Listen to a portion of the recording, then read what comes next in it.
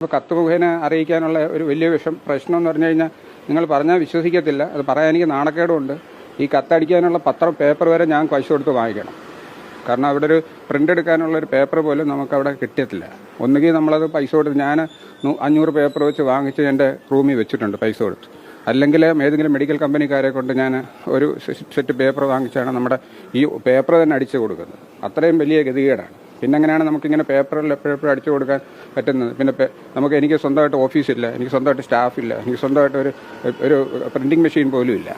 അത് പിന്നെ നമ്മൾ പലരുടെയും കൈയും കാലം പിടിച്ചിട്ടാണ് ഇത് എഴുതിയൊക്കെ കൊടുക്കാൻ. അതിനൊന്നും എനിക്ക് ടൈം കിട്ടത്തില്ല. മാത്രമല്ല നമ്മൾ ഒരു പ്രാവശ്യം ഒരു ഡിപ്പാർട്ട്മെൻറ്റ് മീറ്റിംഗ് കൂടി വളരെ സീരിയസ് ആയിട്ട് ഒരു അത്യാവശ്യമുള്ള ഒരു കാര്യം അതിൻ്റെ ആ ഒരു ആവശ്യകത മനസ്സിലാക്കി നമ്മൾ എഴുതി കൊടുക്കുമ്പോൾ അത് പേഷ്യൻ്റ് കെയറിനുള്ള സാധനമാണ്. അല്ല നമ്മുടെ അവിടെ എന്തെങ്കിലും ടൈല് മാറ്റിയിടാനോ അല്ലെങ്കിൽ ബാത്റൂം കെട്ടാനോ ഉള്ളതൊന്നുമല്ല. ഒരു പേഷ്യൻറ്റിൻ്റെ ജീവൻ രക്ഷിക്കാനുള്ള ജീവൻ രക്ഷാ മാർഗങ്ങളാണ്. ജീവൻ രക്ഷിക്കാനുള്ള ജീവിതത്തിലേക്ക് അവർ തിരിച്ചു കൊണ്ടുവരാനുള്ള ഒരു ഉപകരണമാണ്. സാമ്പത്തിക പ്രതിസന്ധിയൊന്നും അല്ല ഇതിൻ്റെ കാരണം. സാമ്പത്തിക പ്രതിസന്ധിയൊന്നും അതിനെ അഫക്റ്റ് ചെയ്യാൻ പാടില്ല. ഒരു പൗരന്റെ ജീവിതത്തിനെ സാമ്പത്തിക പ്രതിസന്ധി ഒരു കാരണവശാലും അഫക്റ്റ് ചെയ്യാൻ പാടില്ല.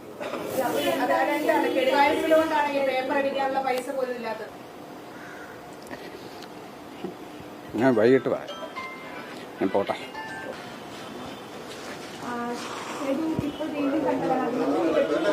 ഇപ്പോൾ